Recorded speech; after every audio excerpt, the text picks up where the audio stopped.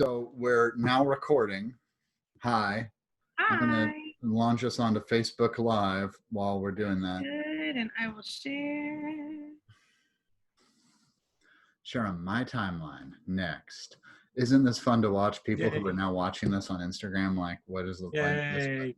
We'll make it I happen. don't want to share on I my was like, I don't timeline. think we're not on Instagram Live yet. I post that after, right?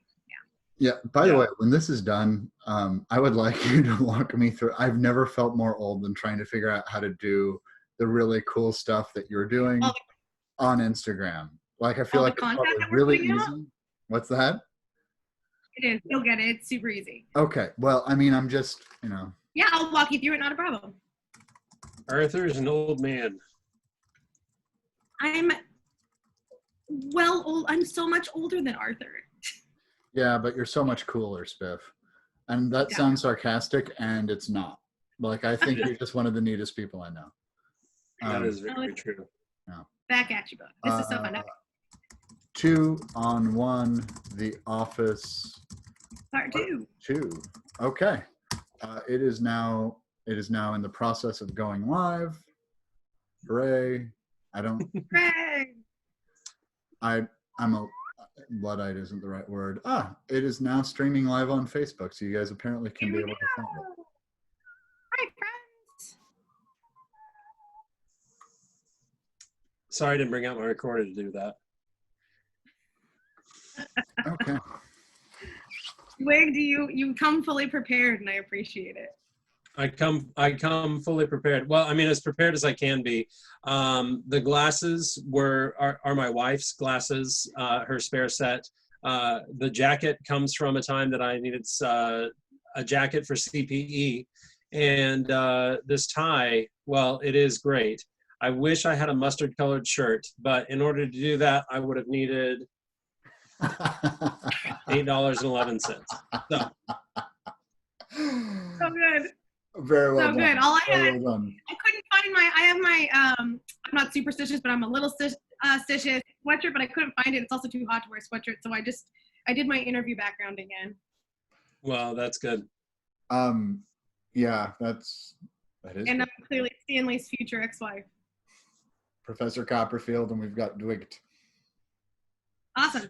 So, hello everyone. Welcome back to part 2 of 2-on-1 with The Office. Travis is our one as we continue to talk about theologies that are floating around in The Office.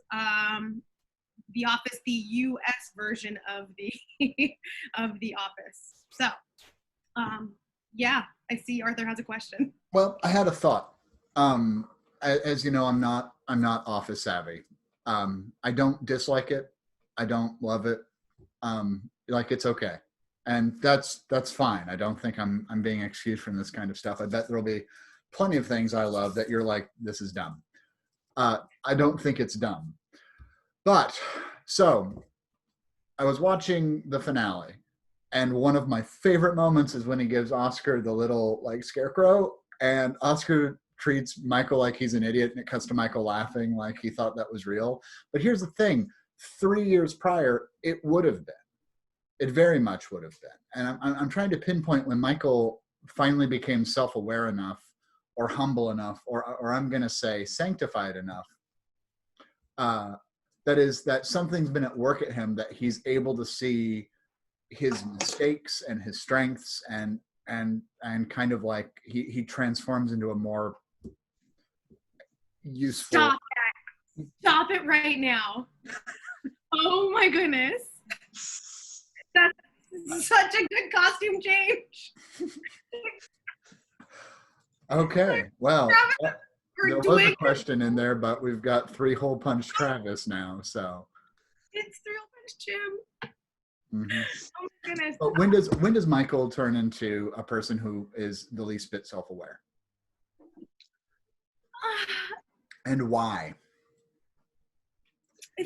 I think a lot of it has to do with Holly. Mm-hmm. I think, I don't know. Michael, I think through the first couple of seasons is so self-centered, right? It's so just into Michael. It's figuring out what makes Michael whole. There's a lot of like, when he's crying that the at least he has a wife line, and like you kind of see the inner workings of the longings of Michael. And I think when Holly kind of comes into the picture and you see him shift his focus from him to like their future together, he becomes present oriented rather than future oriented. Mm-hmm. We're moving to Colorado. It's more of a we rather than an I, or this hypothetical we that I think that he speaks of a lot. And so, and his self-defining characteristic, which is the mid-level executive at a paper company, is off the table, and he's still a person. Yeah, I think he's also seen a couple of dreams actualized, and like he has taken that boss role in and of himself, like personalized it. One of my favorite storylines is the Michael Scott Paper Company. Yes. Because it's hilarious. There are some really funny things, like Nana is a very strange name. What does that mean? Oh, it means grandma, and then like Bikram just leaves and says, I can't handle this anymore. But that same person also goes into the negotiating table with such a strategy that he's able to react and take on that strength, that not only does the company get bought back, they all have jobs, they all have things coming back, not just as they were, but better than they were. And so Michael has actually achieved something for the first time in a long time. And then when Joe Bennett buys the company and asks him, what do you want? He says Holly. So I think Holly is in there, but he had to become a bit more self-actualized before he could actually be right for Holly. And the Michael Scott Paper Company was just brilliant. And I mean, it showed that he can be precise and surgical. And by the way, we're not talking Enneagram the whole time on this. Michael Scott's a 7, without a doubt. But when he got stressed out, he went to the precise part of 1. And he was able to, he was running a company that was hemorrhaging money, and he knew he was hemorrhaging money, but he only had to, what is it? It's 2 guys being chased by a bear. One sits down to put on running shoes, and the other guy goes, what are you doing? We have to outrun the bear. And the other guy goes, no, I have to outrun you. He outran Dunder Mifflin. Yeah. I loved that arc. I remembered it and kind of rewatched it, and plus, Idris Elba, like I'm fine with that. Charles, where are you from? Statacoy Steel. That's a. Charles, you want me? So I don't think we have to answer this question immediately. And by the way, my argument would be when he gets laughed at during the Michael Scarn movie.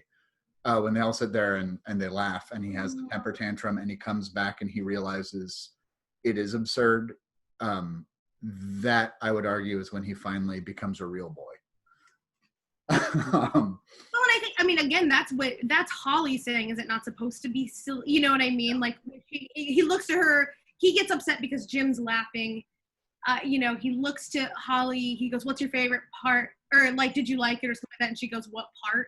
And I think that there's a lot there that, there was some reckoning and some humility that all was at work in that place. And is it only through the context of love that we can truly, can we be loved not loved into humility, but does fruit of the Spirit.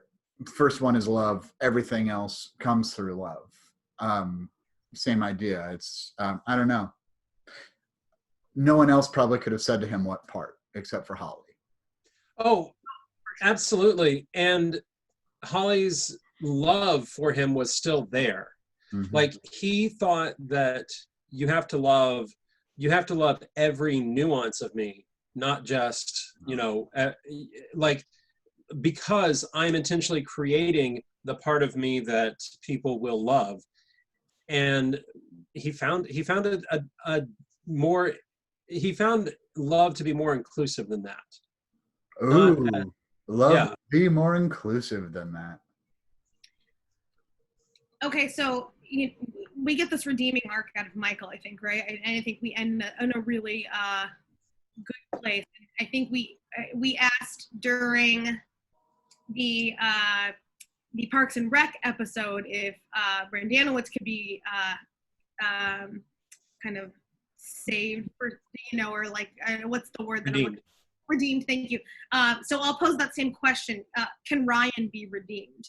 Because I think that Michael Scott Paper Company was this like kind of, I don't know, of all the ups and downs of every character, Ryan is pretty consistently terrible.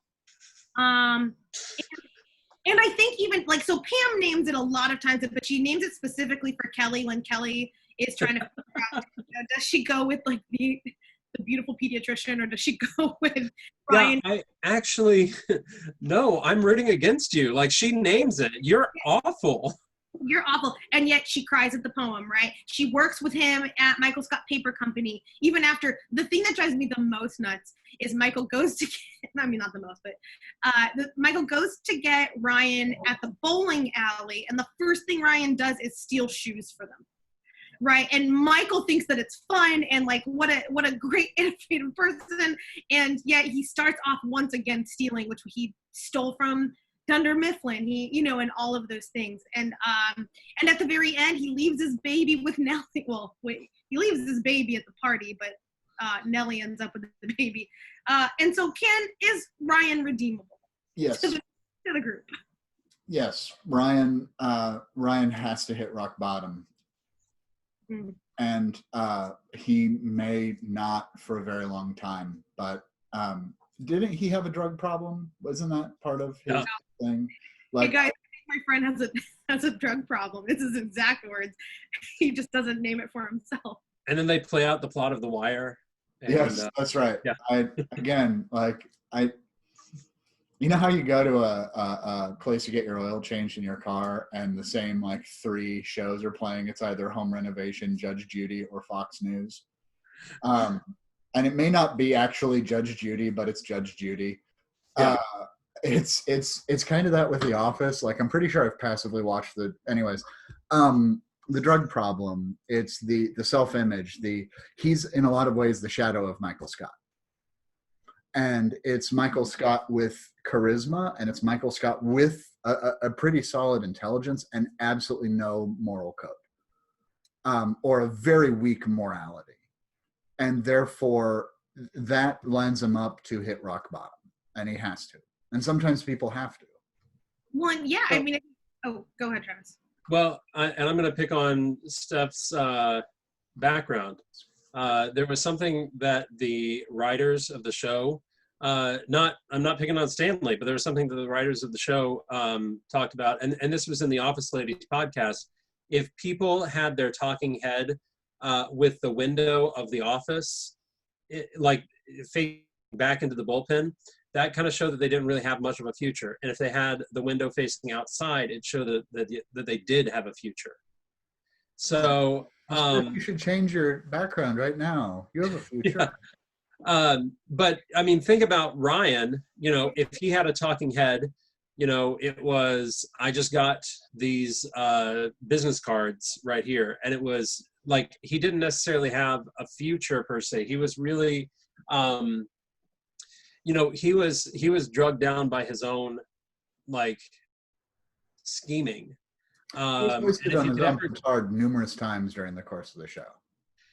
And even when you think, oh gosh, Ryan has improved because he's got Dwigt, his child, you think that he's improved, and then he leaves. Like he finds his the one thing that he cannot let go of, which is Kelly, because he had let go of so many other things to take care of his child. But once he gets back around Kelly, he drags her away, and in the same way, there's that. So I don't think that he's hit his rock bottom. He had given up drugs, maybe he had given up, some other things, but Kelly is the thing that makes him, turn back. At the end of the series, I don't think he's redeemed. At the end of the series, in fact, I think he's going into another relapse.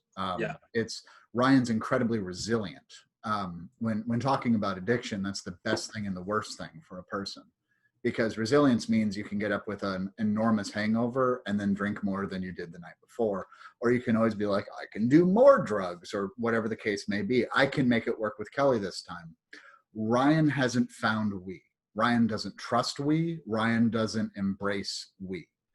And that is but I think, and I know he's a fictional character and he's meant to be just the most obnoxious, horrible person, which I would argue he's not. And I want to talk about the secondary staff in a second, if we could, because I have a theory and it's going to lead into some stuff about Angela that we need to talk about, per you, Spiff.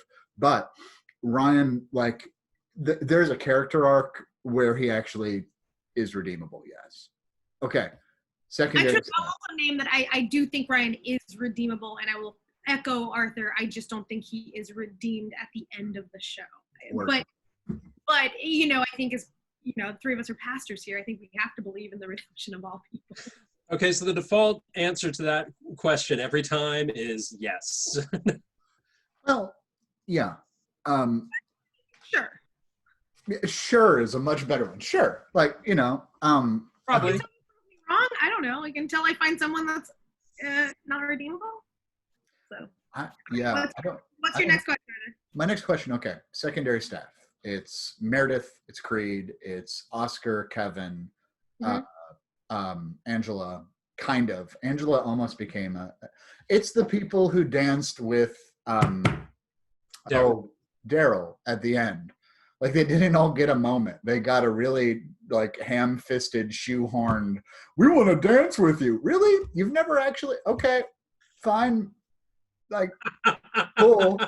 I love Daryl's response, though, when he's like, he said, like, this is a much more accurate depiction of my time here, of, like, people rubbing up and, like, fake humping each other. I was like, that's a really nice time for Daryl.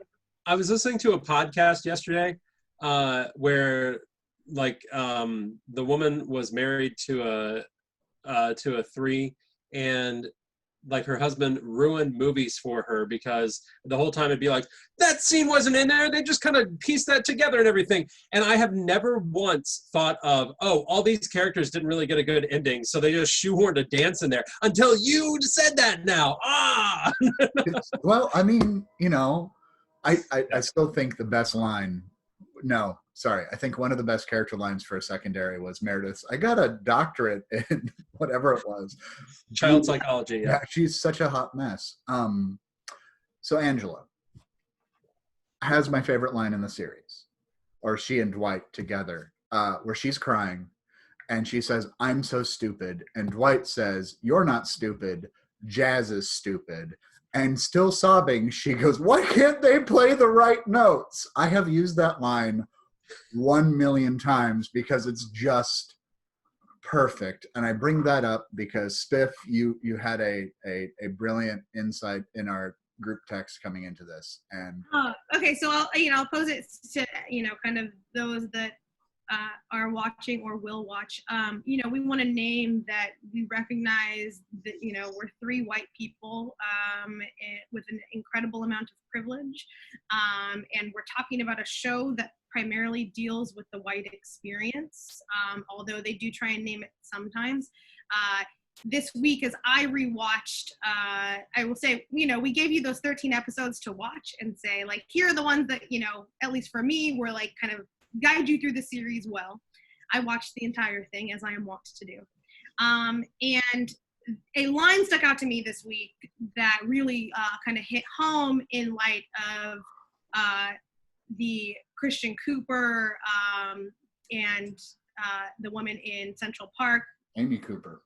I wasn't going to name her, but no, it's okay.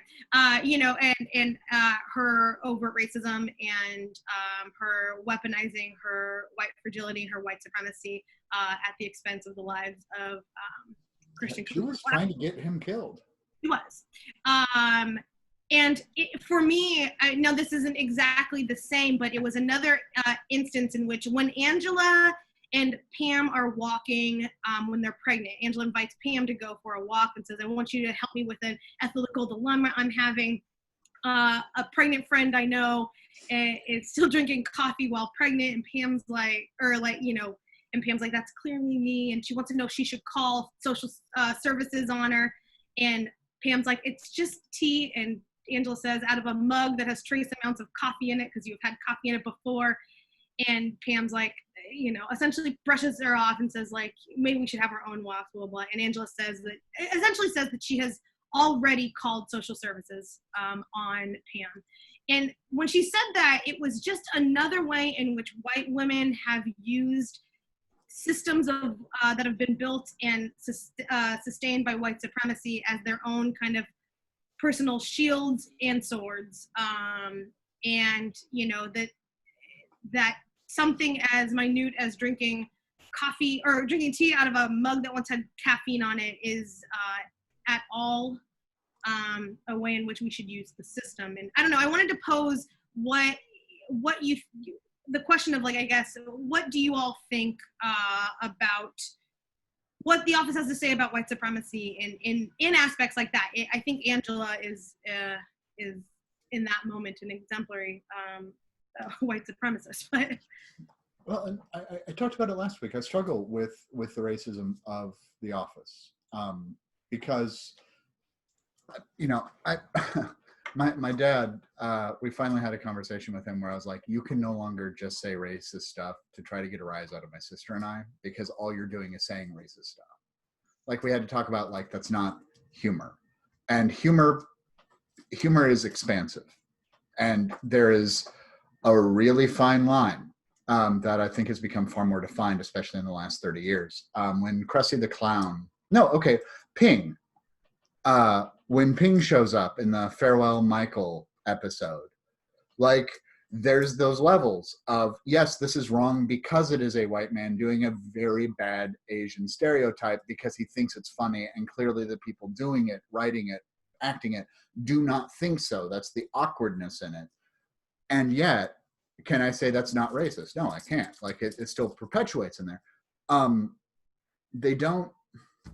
I'm sorry, I lost my train of thought, and I apologize. Saying that's not making fun of this stereotype. It is an appreciation of this, and he says that to Ricky Gervais at one point. It's making fun of the people who do appreciate it, and it's a subtlety, but, like, I don't think they were trying to point out white fragility and let's call it I feel awkward saying the fragility of white women built into systems. I don't think they were doing that. I think it's a really, really good catch on your part. I think it's very topical today. And I think the racism in the office, I found myself laughing at some of it when it was just obvious. Interestingly, Michael getting in trouble for doing Chris Rock, can we also kind of pull in the whole Jimmy Fallon controversy right now as well? Yeah. Because Fallon 20 years ago on SNL was in full blackface. Well, oh, I didn't know that one. Was dressed, was made up black. I think there's a difference between that and blackface, just because I don't want to take away from shoe polish and white, but I also don't want to say there's levels of blackface. So I'm going to walk that back. It was blackface. And some people have said he was imitating not all black people, but Chris Rock. But also he was you don't have to do this. And that's what I think Michael does, is he does things that do not have to be accomplished repeatedly. I think Angela is acting from this act of benevolence that does not have to happen. And I feel like I'm just shoving my foot in my mouth, so I'm going to stop. No, it's all right. I think that for Angela, I think that she has this I think it comes from a deep place of white supremacy. And I think she's got the superiority complex around all of it. And it shows. I mean, she's consistent. But I think she called INS on Oscar. Yeah, she called INS on Oscar. I mean, I think I think Angela is 1,000% problematic. And as I rewatched I've always kind of I never cared for Angela, but also never wrote her off completely, because I thought that there was a nice, I don't know, you want Dwight to be happy, is more, and for whatever reason, and but I don't know, I'm done with Angela. I also what really stuck out to me during this round of rewatching was how Michael Prison Mike, how it 1000% whitewashes over the experience of I'm forgetting his name now, but the man who was in prison. He comes from Stanford, and Yeah.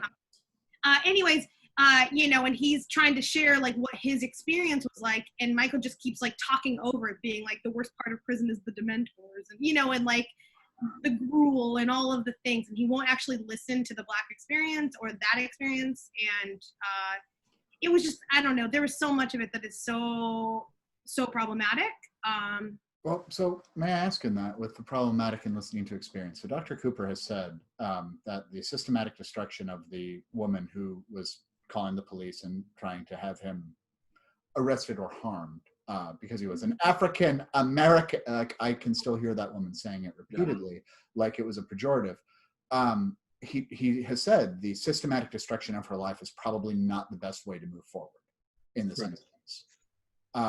And we live in one, I think if anyone can speak to what he has experienced, it is he, because he was the person videotaping. It's second, I think he's kind of brilliant in a lot of ways. Like, have you read his, anyways, what happens when and I mean the digital culture of the last 15 years has become really good at canceling people very quickly, without exception, without movement in it. There was the woman 10 years ago who tweeted, "I'm headed to Africa. I hope I don't get AIDS," and turned off her phone for a 16-hour flight and came back to being fired and being like retweeted and dragged for, 2 or 3 million full. It was a stupid thing to say. It was incredibly dumb. And what happens then? And also, though, on the other hand, play stupid games, win stupid prizes. Like, I don't know, justice versus vengeance is my problem. I think it goes back to redemption. All of these people are redeemable, but there are consequences to your actions. There are consequences. Thank you. And so that, for me and, Amy Cooper, like, I don't see us systemically destructing her life. I see that there being consequences to her actions, and it, is, I don't know, is she redeemable? Yes. If you have so much to lose, sure. If you have so much to lose, then you have a greater responsibility. If you have, so like, asking the questions of where the stakes are in this. And so she had a lot to lose because she was the, she is a vice president of something like this. So she has a responsibility to learn and to be better with this sort of stuff. And in some ways, take it back to Michael Scarn, he did have something to lose in his own heart of like, everything I've done is perfect and right and good. And when he's finding out, actually, no, you're not the amazing director that you think you are. You have something to learn, but you also have something to give in that you are bringing people together. He goes back in that conference room and can see the wrongs that he has done and laugh with them. Now, mind you, that's a comedy show going back on to that. Does Angela learn? She's called INS on Oscar. She has, absolutely discriminated against him on the issues of his sexuality and everything like this. And then at the end of the series, at the end of it, she's living in Oscar's closet. Ironic. She and Oscar have such a deep appreciation for one another. And I wonder where Angela's ability to say, I was wrong in this comes from. Like we saw Angela hit rock bottom, becoming Meredith in some ways. But so we saw Angela hit rock bottom and needing a help up. But does she ever get the chance to say, like, Oscar, the things that I did were destructive and harmful to you, and I'm sorry for that? Do we give people like, the woman in Central Park an opportunity to do that? Does she need an opportunity to do that? I don't know. Like, she's been all over CNN saying, "I'm sorry, that wasn't my intent," when it very clearly was. Well, if we're talking about, hitting rock bottom and resilience, borrowing from, the recovery communities, there's a thing called living amends. Change your life. Let that speak. And I do want to note something, because I want to say this out loud in this. I struggle with whiteness. I'm doing my absolute best to be in conversation, and by in conversation, I mean listen to people of color about their experience, where they're from. I'm reading everything I can about, whiteness as a construct in American history. I do not do it perfectly. I'm still trying to find the right words and thinking through things and conversing through things. If anything I have said is harmful or seems remarkably ignorant, I do apologize. I come from a place of formation, not a place of authority. Yeah, I think that's what, and we talked a little bit earlier that we were in a chat before this, and that was part of what we need to bring up. We need to be aware of the communities that are hurting right now, the communities that are angry, and the privilege that we bring to this conversation. And the places of privilege that we are speaking from and we're trying to recognize. So, but at the same time, we're also doing this through talking about a comedy show. And, I realize that this got very heavy very quickly. And that's okay. I think that there's, part of talking about the theology of it all is, the peaks and valleys,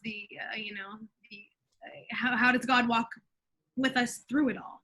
How is God active in Angela? How is God active in Oscar, in that relationship? What is that? I think that, Travis, I think you brought up a really interesting point. We don't actually get the conversation, but I think we're led to believe, especially we're led to believe that some transformation, some resurrection has happened in Angela, especially at the end when she's doing barefoot yoga in the parking lot. She says, "My heart is so open." And there's just it's the most un-Angela line, and yet it's believable because you kind of see this evolution. And then at the same time, not 2 seconds later that you're like, "Oh wow, Angela's great." And then she comments on Meredith's feet, and you're like, and we're broken works in progress. I always get looked at by folks when I say broken. Broken isn't necessarily bad. Broken is just it just is. We're fragmented. We're disunified. We have to work towards unity. So I cut you off, and I apologize. I'm so sorry. I was going to move us into another question I had that's kind of tangential to all of this, if we're okay. Yeah. Yes. So my question was, as I have a book of you can't see it. It's a book of questions that I brought with me as I watched The Office, because I am that person. I wrote, what role does Toby play when talking about law? How does it change with Holly? And what does the system teach us about the interpretation of law and who it benefits? Because both of them are the HR representatives, which in theory should be kind of the enforcers of boundaries and regulations around office behavior, right? And yet there are very obvious ways in which they both work the system to their own benefit. Also, when we read scripture, there's the talk of law usually refers to, the Torah, the Pentateuch, the first five books of the Hebrew Bible. And so those are all just synonyms, just for those of you that are tuning into a show about pop culture and theology. And so what does that have to do? Because I think we, as progressive people of faith, and we've named that, all three of us, I think, identify in some way or another I think I absolutely think so. And pardon, I'm just listening, and I'm spurring right out. And so that I will name that I operate in a functionality of hopeful progressive Christianity. I hope that that's where I am moving us towards. Sure. And I say progressive rather than liberal, because I think that there's different connotations there. And so the progress. Okay. That's fair. Yeah. And so anyway, interpretation of law, I think we see, Toby come with his PDA note when he sees Pam and Jim. And then they kind of disregard it. "Oh, Toby, is this your way of congratulating us?" And he's like, We see Holly come up, and their PDA is just so gross. When the second time Holly comes back, she's like sitting on his lap for or he's sitting on her lap, isn't he? And one of them, he's sitting on her lap. In a conference meeting. What laws are at play in the office, or what social laws are at play, and how are they constructed, we think? So my favorite thing in my favorite phrasing of the golden rule is from the Rabbi Hillel, and he says, "Do not do to another what you find despicable." That is the sum of the law and the prophets. The rest is commentary. And I recognize we prefer the positive way of, do unto others as you would have them do unto you. But the rest is commentary is something that really helps. One youth at my church tells me after every sermon, great commentary today, which I find marvelous. It's so, law has to be interpreted by its very definition. There has to be, what is it, acknowledgement and then enforcement. I can walk around with a semi-automatic rifle strapped to my back at state capitals, apparently, and nobody was going to look twice. But that's also because people have decided to interpret my, melanin, levels in regards to my arm. Anyways, so Toby's trying to find a neutrality in it, a fairness that he understands based on neutral. Toby is the most neutrally colored person in the office. He works in a gray room. He wears nothing but brown. He is as gray and brown as possible. The social law that he's trying to put up to is that the office is not where you do anything but work. He needs that as an escape with his 6 roommates, and roommates are better than friends because they have to give you notice. He's just the most pathetic guy. Toby does completely go off. He has nothing that's tethering him. Mm-hmm. He has nothing that's tethering him because he has no life there. He has his commentary is work, life is life. They're separate places. Holly, on the other hand, wants relationship, she's going to walk through a hall of people holding candles proposing marriage because it's important that her proposal takes place in community. I feel like I'm babbling, and I don't mean to do so, but I think the interpretation comes from what is just versus what is communal.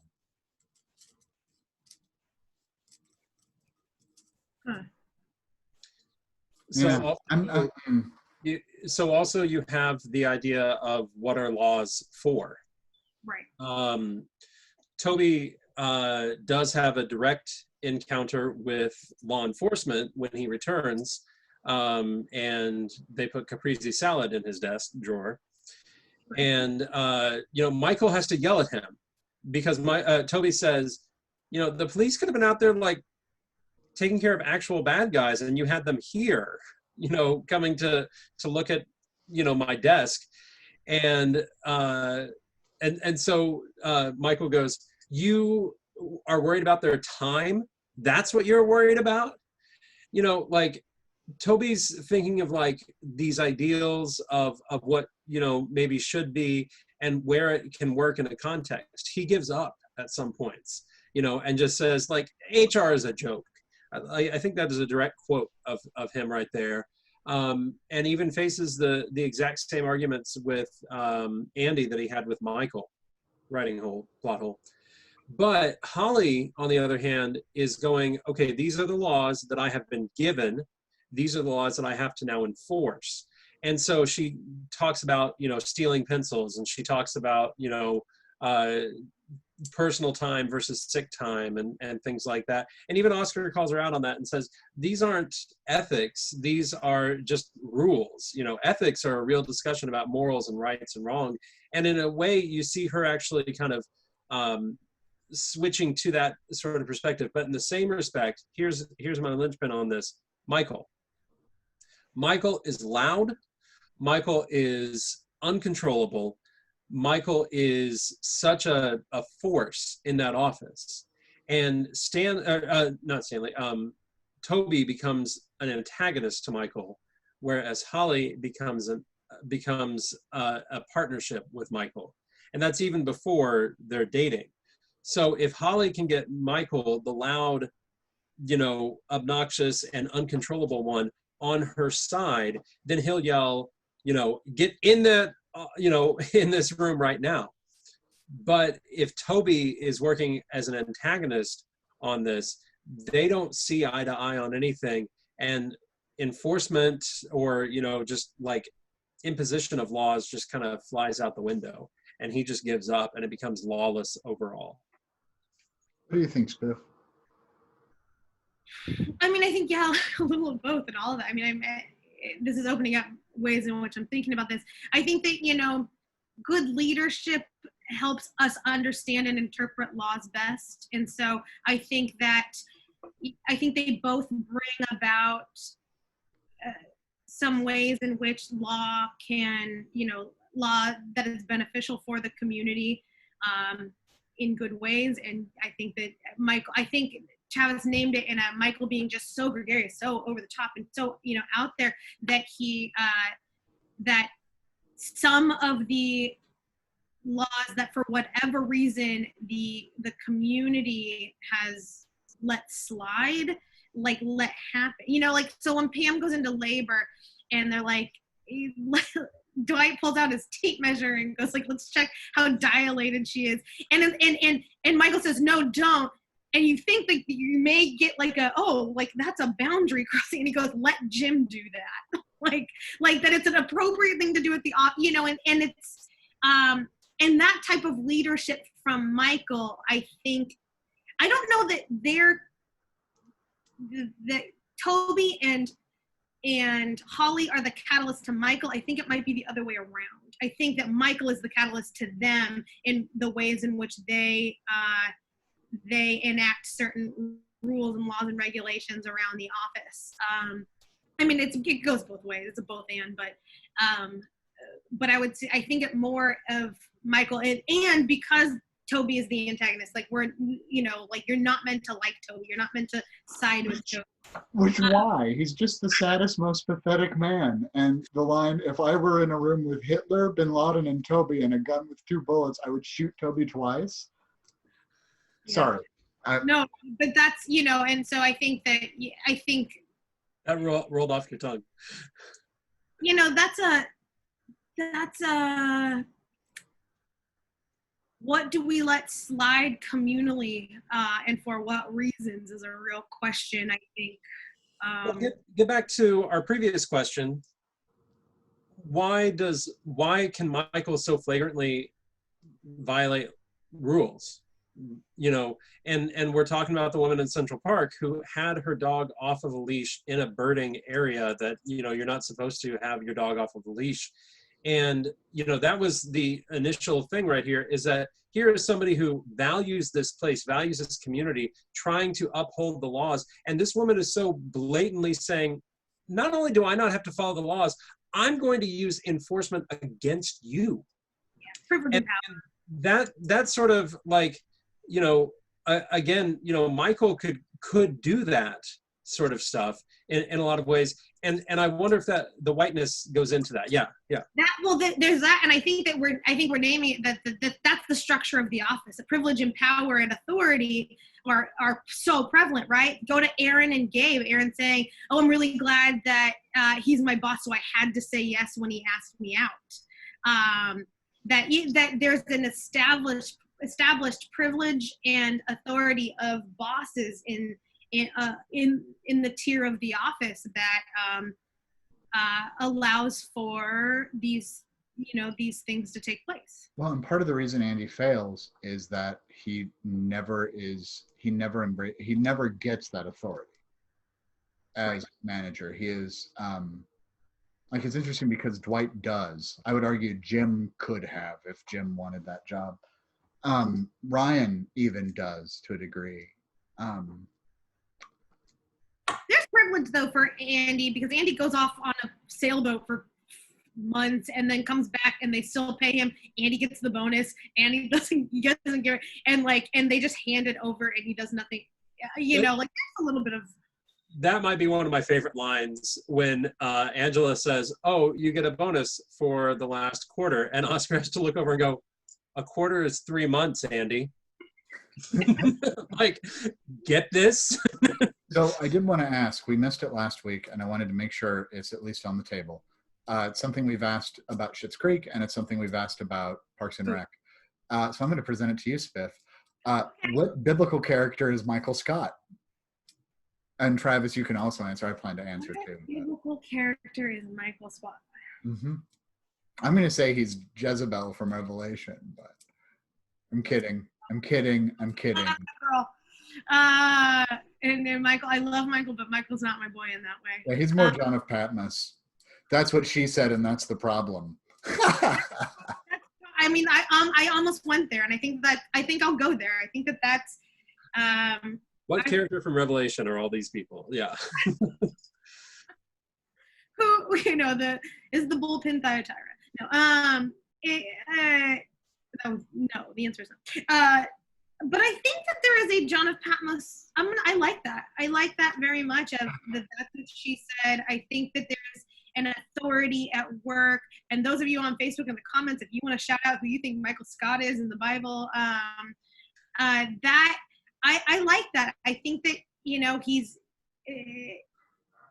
his conference room meetings are his letters to the people. And they're meant to help guide, and yet they solely miss the mark more often than not. And we have to do something with Revelation. It's in our canon, and we can either decide it's describing right now what's happening, or rather up till November of 2016, or it's a allegory about Rome, and that defines a major theological shift in the church and a split. Christine Coleman on Facebook says Michael is David. For some reason, we keep thinking there is redeeming, which I like that too. And I will say, I think that when we did Modern Family and we did a whole thing on Jay as David, I see some parallels in Jay and Michael, in the authority, in the kind of patriarchy that is there. So I'm going out on a stretch on this. I don't know if it's Ezra or if he's Nehemiah. Ooh, say more. The Office takes place over the course of the Great Recession. It takes place over the digital revolution. Mm-hmm. It is tracking a industry that is necessary, of course, but like Kinko's is gone. Office Depot and Office Max merged into one, and didn't Staples buy them, or are they still competing? The entire office supply game shifted. Some of the best things are, the ridiculous triangle-shaped. The saber tablet. The saber tablet. The pyramid. Unleash the power of the pyramid. I do love that they use the da da da da da da da da da da da da. Eyeliner. And cars too. But it's a consistent need to redefine, to reevaluate, and the whole thing of like, isn't it convenient? We just found the law that you remember, except it's a little different because, oh wow, it was just tucked away in there. We totally didn't shove it under some rocks, which is. I didn't just write this really quickly. Yeah, it's not Deuteronomy.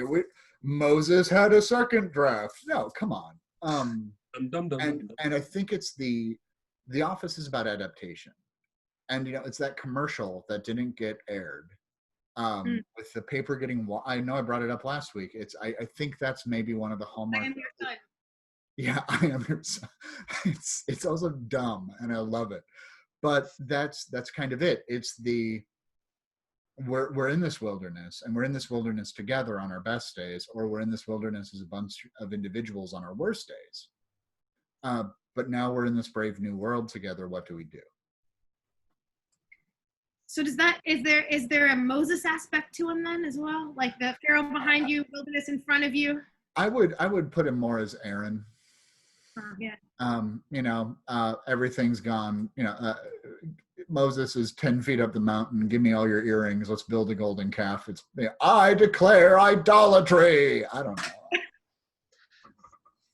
So I'll say pre-season 6, Michael. So season 6 has Michael Scott Paper Company. Season 7 has Michael Scott leaving. I will say that pre-season 6, Michael Scott has an interesting and similar reasonings to what you're saying there, Arthur, but he's like one of Job's friends, where he's just filled with platitudes, and he's like, no, this like has to work out. There has to be a reason for all this. Like, there's no reason why I'm not destined to marry Catherine Zeta-Scarn, and all this sort of stuff. Like, he comes in with such blind, not even optimism, but just such blind, like, yeah, it's this theory that everything has to work out because I'm told that everything is supposed to work out.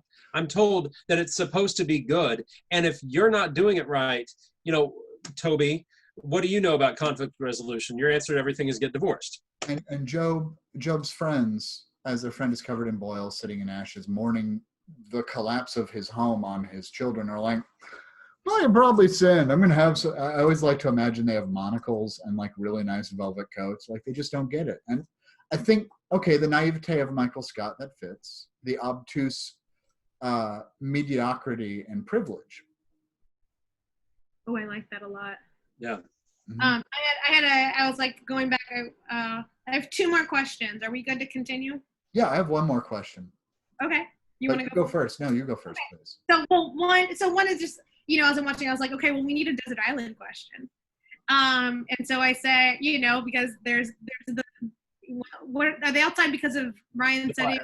Yeah, Ryan started the fire. What are the 3 books of the Bible you would bring to the desert island? If I'm by myself, I'm not bringing the Bible. You have to. That's all you have. You're like Angela. You're bringing the Bible, but I only give you 3 books of it. Yeah, I'm kidding about that. By the way, people from my church who might be watching. I'll bring the Bible. We're just bringing different translations of the Bible over and over. No.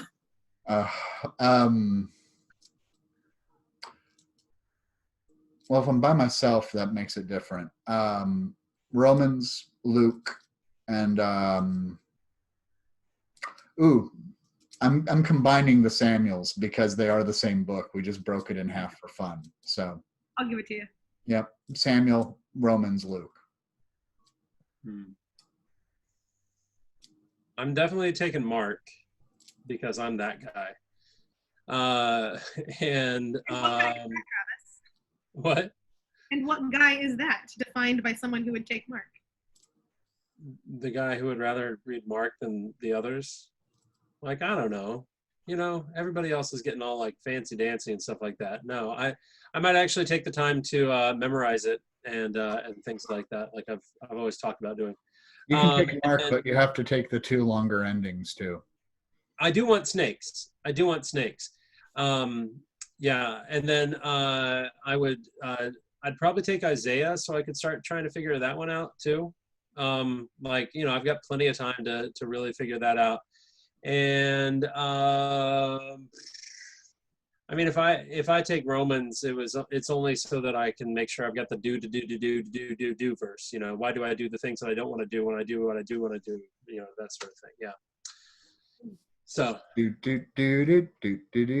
I'm gonna do that. How about you, Spiff? I take Isaiah. I take John because I wrestle with it so much, and I think that there's something so expansive about it. If I'm alone, I'm gonna need something that challenges me and something that expands me. And I take Revelation because it's my favorite. And I got my girl Jezebel, and I remember that these stories that are here are not necessarily the ones that are true and the ones that should be told. And Meredith got a doctorate. What? Meredith got a doctorate. We selectively tell the stories we tell. Exactly. I, If you only listen to the stories of Michael and how in his relationships to other people without seeing the rest of it, what do you think of those other characters? And that's my head around kind of John's letters, especially describing like people like Jezebel. So I am going to ask that we answer the question like just regularly, only because I struggle with taking scripture as simply a personal thing, because I'm wrestling right now with like proclamation and corporate church and like why proclamation matters, and really moving into the post person standing in a room talking for 20 minutes by themselves. So sorry. I mean, I love the question, and now I have to think if I want to take Matthew or Luke. You ruined that, because I'm like, poor Matthew, he's all by himself. Do I drop Romans in the ocean? That's right. What's your other question? I apologize. Oh, no, you're good. So, I mean, I realize that we've taken a long arc to get to where we are, but what does Kelly teach us about joy? I think Kelly has joy. I think Kelly has, like there's just, I love, one of my very favorite lines of like the entire series is Kelly's New Year's resolution to get more attention. I think I'm it's so fun. excited I can't sleep. Yeah. Yeah, exactly. I'm so excited I can't sleep. All of these things that there is this levity that she brings in the silliness of her and her hopefulness. I think she's got a lot of I think she carries a lot of hope, and I'm just I think there's joy there that isn't necessarily present in the other characters as much or as deeply. I think she's the light side of Michael Scott, just as Ryan is the shadow. Well, that's how they end up together. That's interesting. Right. And I'm going to run with it, because I think Kelly can run away from the office and drop everything and go raise a baby named Drake with her addict boyfriend, because her life isn't. No, they're making new babies together. Yeah. Well, I mean, her life is, it's there's not a lot of strings attached. And you can take that as shallow, but you can also take that as transplantable. The roots come up with the plant. Her teaching people how to do customer service is one of just the best lines, because she probably would be a really good customer service rep. Because you want somebody, if you're going to call and yell, and nobody should ever yell at a customer service rep because they're just doing their jobs. That's not at you guys. That's at people watching. Don't yell at. She's the one who would be like, yeah, that is really horrible. How's your day? We've had those people before. No, that's me. And I even worked in a call center for a while, but I just wish they wouldn't play the same 5 notes over a poppy beat that is like distorted for 25 minutes. Yeah, how do they all have terrible music that sounds like that? Can I tell you guys my customer service story real fast? Yes. I worked at a sheet music and instrument rental store when I was 22, the summer before I went to div school. And I had long hair, and then I had short hair, and then I had long hair and whatever else. And one day I got a haircut, and I shaved my beard off, and an old lady, because a lot of our customers were older women who taught piano, but this old lady comes in, and she proceeds to look around, and she comes up to me and she goes, I see Arthur isn't working today. And I went, oh, I thought he was. And she's like, can you help me? I said, sure. And I'm walking around with her, and she is just going off on me, not realizing it's me. He's disrespectful, and he reeks of cigarettes. And every time he talks to me, it sounds like he's just, and I'm like, I hear that. I've noticed that in him too. Never let her know it was me. At one point she told me I looked like him, and I said, yeah, I get that a lot, because I didn't want to embarrass her. That's just a stupid story. So. I thought you were going to tell the Beethoven story. Oh gosh. That one was a lady came in, and she asked me where the oratorio from the Messiah by Handel was, and I didn't think, and I went, Handel? And she goes, it's pronounced Handel. I said, no, it's not. It's pronounced Handel. And she's like, do you have a degree in music? I said, no, but I'm a native English speaker, and he was a German who lived in England. His name is George Friedrich Handel. She's like, it's Handel, and da-da-da. And she said, you're being very disrespectful. And I thought I wasn't. I was just disagreeing. And I said, okay, Hundel is right over there. He's after Botch and Beethoven, but he's before Shostakovich. Let me know if you need any help. I'll be at the comptoir. And she goes up to my boss, and she starts yelling at him about me, and my boss laughed, and I didn't get in trouble. So, yeah. You the way you told it before is that your boss did yell at her, but it is Handel. he did say it is Handel, and yeah. Perhaps I took the liberty of exaggerating his reaction a little bit. Oh, come on now. You would never do that. No. So anyhow, I apologize. That was a complete, I think her joy is in the lightness, is in the shallowness that is also transferable, transplantable. And I've started listening to the podcast, the Office Ladies podcast, Travis. And so, and there, I haven't gotten to the part where the Kelly transformation, but Kelly, yeah. Yeah, and I think that, but I'm interested in it because after we talked about it last week, I was like, oh, that's like, you can see it, right? I mean, like that's a thing, and I think that there's a truthfulness in Kelly that that brings the joy, because I think so many of these characters are really trying to play into something else. There's always some like want and need, and Kelly really does like kind of lay it. Kelly's really Kelly. Right? I mean, like there's when Pam's mom's birthday, when she gets the necklace and she's like, oh, that's so pretty. And then like turns to the camera, is like, and like, you always know what Kelly is thinking. There's a truthfulness to Kelly that I think, she's without guile. Yeah. And as much as we want to be like, ooh, get some humility, right? Or at least that's how I interpret like that internally.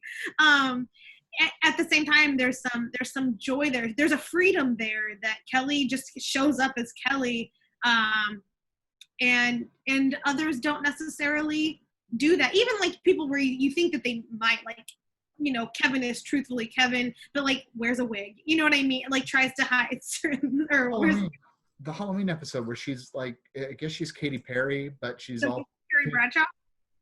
What? The one where she's Carrie Bradshaw? No, where she's in like the weird like pink wig and the ridiculous like space outfit. I think it's when they're competing for the coupon book, which incidentally is proto Little Sebastian, because they're like, it's coupons, it's not. Anyways, but she like walks down the aisle and nobody cares about her because, and she's just happy doing her own thing because it's shallow, but it's not shallow. It's transplantable. Well, is there value in being shallow if it's truthful to who you are? Yeah, I think so. And I guess who gets to define what is shallow is better. And I say shallow, understanding it's the wrong term. I would say unattached. I would say airy. Like there's nothing wrong with being, pancakes should be fluffy. Fluffy is also a bad word. I don't know. In terms of personality. Pancakes should be fluffy, and so should Kelly. No. I'll be back in like 30 seconds. I'm sorry. She's got a lot of joy. She's got a lot of, certainly. Temperance. Like, it's the two of us talking with Arthur's temperance sign.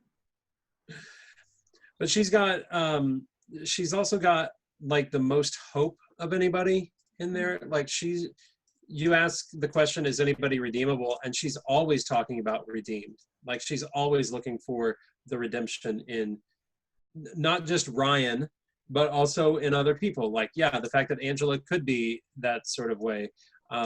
She is best friends with Jim, even though Jim is just kind of like, what, this happens, So yeah, that's an interesting question to think about and to see where joy comes from out of that.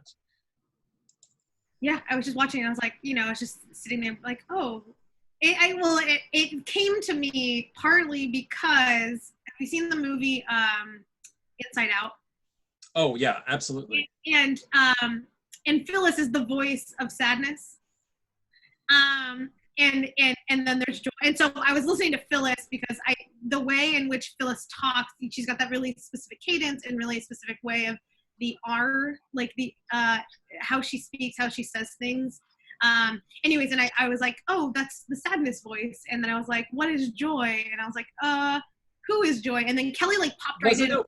Kelly is joy. Yeah, besides, let's know. I was like, I think Kelly brings joy. Oh no, Kelly is disgust.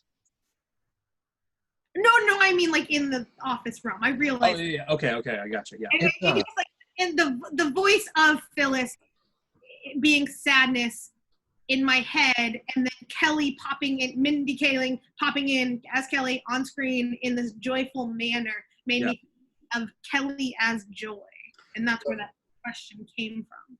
I could hear y'all, and I agree on the hopefulness and the joy and hopefulness. And speaking of the light side, dark side of Michael Scott being represented by Kelly and Ryan, respectively, hope itself is resilient as well. The best part of resilience is hopefulness. The worst part of resilience is addiction. I just had to throw that in there. I really like what y'all were saying. Can I mention? So this is my question. Yeah.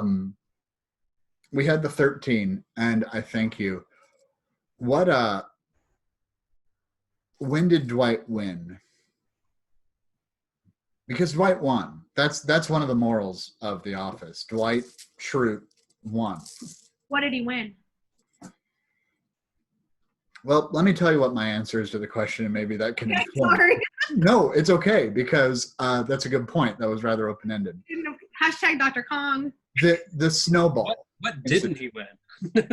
The snowball incident is kind of my favorite, because it's Dwight with the level of meticulous planning that has been so protective and so thoughtful previously, but it's done to assert himself. And he never gives up. And when he's laughing, wearing a cardigan and his Pam wig, which I need to have wigs of every person I know, P.S., that's the way you do it with the Stanley wig. Speaking of like Jimmy Fallon and anyways, it's the laughing and throwing the snowball and going overkill, because he finally responded with the force with which he was met, I would argue. And the snowman at the end was kind of brilliant. Is that also part of, I mean, can we kind of parallel that in the when he becomes his own assistant? Like, and yes. Yet no man bows for it, like when he's in that half lunge, like getting crowned as his own assistant as the boss as well. Well, and Dwight is a weirdo, and every time he's called a hero, he's like, "I'm not a hero. I don't wear a cape, and I can't, shoot optic blasts or whatever." Or like when he won't accept Jim's gift when he saves Jim from Roy. And also he gives him the cop certificate. And it's like, I don't know. What do you think? There was a 50-50 chance it would work. So yeah, when does Dwight win? So it's the coronation, perhaps. Well, yeah, I mean, absolutely the coronation, but also Dwight has that this is the way things are supposed to be attitude that he can never quite get over. Like, he doesn't ever, like, he struggles to say that he loves Angela. And so right after he's coronated himself or, things like that, like he chases down Angela and says, "I love you. I don't care if that's my child or not." And the fact that he can actually let himself feel some form of emotion, the fact that he can actually express what's going on without it being like, well, this is what a strong guy is supposed to say, even like you were saying, that sort of thing right there. But his own, like, you see him starting to get out of his own way. His foil is Jim. I mean, obviously their pranks are right there. And, even the snowball episode where, he gets the porcupine and he gets caught in his own trap of like, and what's the porcupine's name? Oh, yeah, obviously you put it there. But then one of my favorite cold opens, like I could do everything on the cold opens. There are some of my favorite, writing that they have in the Office. It's the meatball episode. And so Pam is away on maternity leave, and so Jim needs an audience for his pranks, and it's Stanley. And this also has the dog dressed up as Dwight, which is one of my favorite images ever. as well the image where Stanley doesn't know that people are doing things, and Michael's got that punch doll. Anyway, but at the end of that, you know, they put all the meatballs out there and they're doing this sort of thing. And, you know, Dwight goes out to the car with Stanley and they're like, this fool's been feeding us meatballs for weeks. You know, they're just holding up Ziploc bags of meatballs. You know, like Dwight is starting to realize, like, this is not about winning or losing. You know, not everything is that weird sense of competition, but it's how you are, it's how you're like living and enjoying it. So Dwight is a human becoming. His wish at the end is to paintball with Michael because he understands that to be a source of, that is something he can share. That is still something he loves, but he's a human becoming. And that's why it's so important at the end. I work with my best friends. I married my accountant. Yeah, I think you're right. I think what he wins is the space to be vulnerable. That that part of it, you know, like that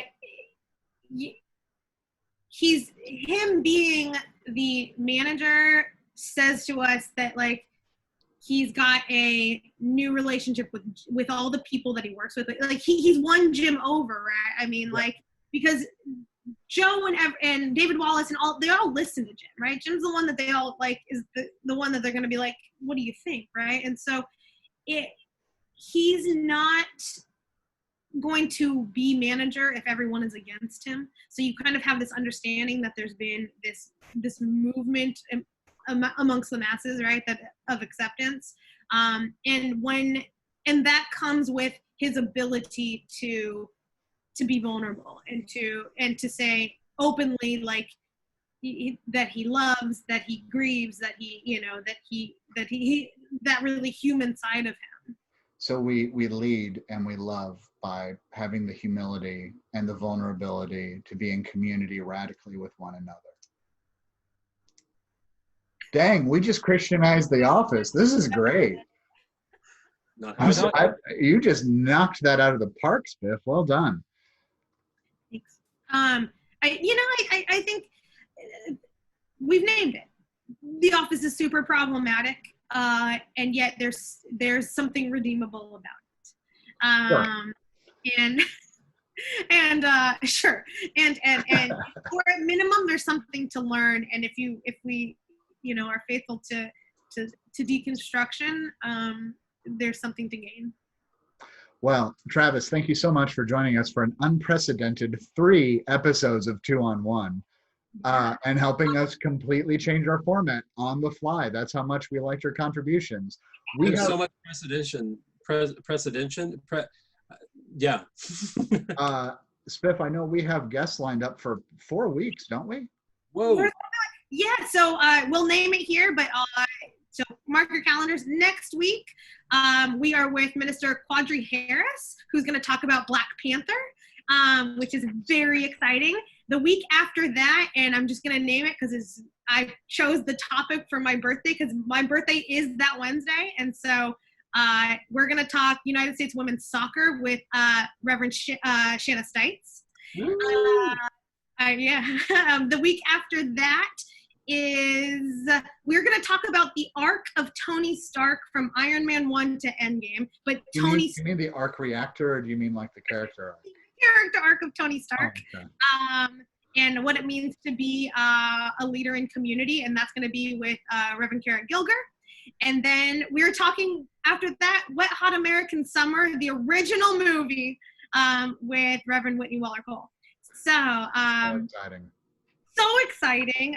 Travis, you set the bar for our guests. I don't know what's going to happen if people aren't in costume. Like, I cannot thank you enough, my friend, for joining us. So follow us. We have an Instagram account where I put out content all the time. It's 2on1 Project.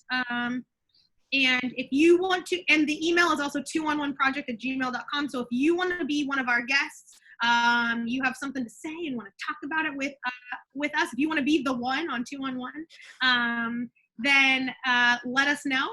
Or if you have suggestions on what we should watch and do next. I have huge holes in my things that I know, and so does Arthur, and so that won't stop us from learning and picking apart the theologies of things and I mean, guests who do know. yeah. Spiff has never seen Star Wars, and I literally know that soccer is played with one's feet, and that the women's soccer team is paid drastically less than the men's, and it should not be that way. That's all I know. So educate us, deconstruct it with us. It'll be good. Yeah. And, like and subscribe. That just sounds dumb. I can't say that type of stuff. But share. Tell people about it. And if you have questions, I don't know, put them in the comments. Well, we're going to continue this. This is fun. This is one of the highlights of my week. So I am looking forward to it every time, but I bask in the glow of your thoughtful brilliance. So this is all of us. Well, Travis, thank you so much. Did you just say I was a kiss ass?